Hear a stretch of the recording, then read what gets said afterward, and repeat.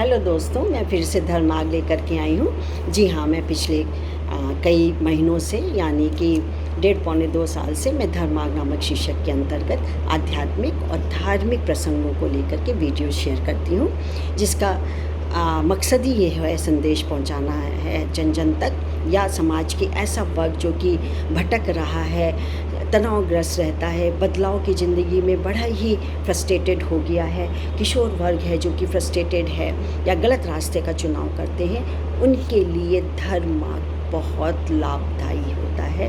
अपना के देखिए, आत्मसात करके देखिए, सिर्फ लाभ और सिर्फ लाभ प्राप्त होगा। तो आज मैंने एक शीर्षक निकाला है आपके लिए। शीर्षक है जगत गुरु। जगत गुरु मतलब ईश्वर के अलावा तो कोई होता नहीं है, परमात्मा है, ईश्वर है, जगत गुरु है।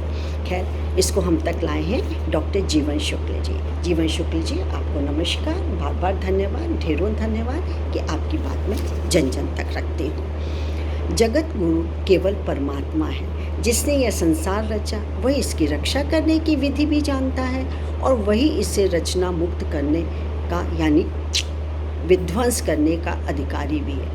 परमात्मा परम समर्थ सत्ता का प्रतीक है। जिसे संसार से जुड़े हर प्रश्न का उत्तर मालूम हो वही जगत गुरु हो सकता है। कृष्णम वंदे जगत गुरु का कथन इसका प्रमाण है। शास्त्र परमात्मा को ही कर्ता मानते हैं। सारे संत, सामान्य जीव और प्राणी वही करते हैं, यानी उनके द्वारा वही किया गया भासता है जो जगत नियंता परमात्मा उनके द्वारा कराता है। जो इस रहस्य को जानता है वही ज्ञानी है। महापुरुषों ने कहा है कि ज्ञानी को परमात्मा के दर्शन होते हैं। ऐसा इसलिए कि ज्ञानी काम, क्रोध, लोभ, मोह से विरक्त होता है। इसलिए गुरु होने का वही व्यक्ति अधिकारी है जो पाप, बुद्धि और लोभ से रहित हो।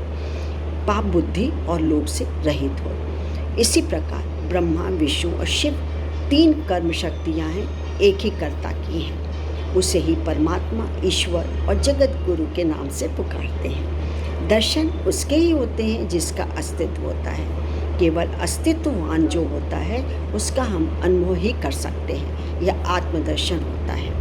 आत्मा ही परमात्मा का अनुभव कर सकता है, कराती है। वेदांतियों का निर्गुण निराकार ब्रह्म ही भक्तों का और प्रेरक रघुवंश विभूषण है। निर्गुण को साकार करने के सामर्थ्य तो केवल भक्त में ही है। उसके निर्गुण तत्व गुणों से विभूषित करता है। परमात्मा का रचना संसार अनंत है और भक्त का दिगंत। परमात्मा से परे कुछ भी नहीं है और भक्त से दूर भी कुछ नहीं है। उसके कृतित्व से सामंजस्य स्थापित कर जीने की पद्धति को ही भक्ति कहा जाता है, भक्ति कहते हैं। इसलिए यह चेतना है और जीव अविनाशी। जो योगी का भक्त उस परम शक्ति से एकाकार हो जाते हैं, वो गुरु होने की क्षमता रखते हैं। सांसारिक व्यक्ति जब अपनी साधना या परमात्मा की कृपा से गुरु शक्ति संपन्न होता है तो वह फिर अपने लिए नहीं जीता। वह जीता है परमात्मा की कृपा से उसके भक्तों के लिए।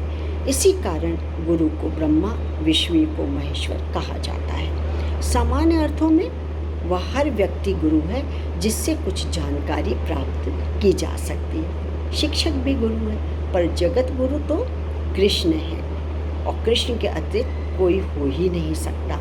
यही शास्त्रों की भी मान्यता है। तो जगत गुरु के माध्यम से हमने बहुत कुछ जानकारी प्राप्त की। एक बार पुनः धन्यवाद डॉक्टर जीवन शुक्ल जी का कि आपकी बात से लोग लाभान्वित जरूर होंगे।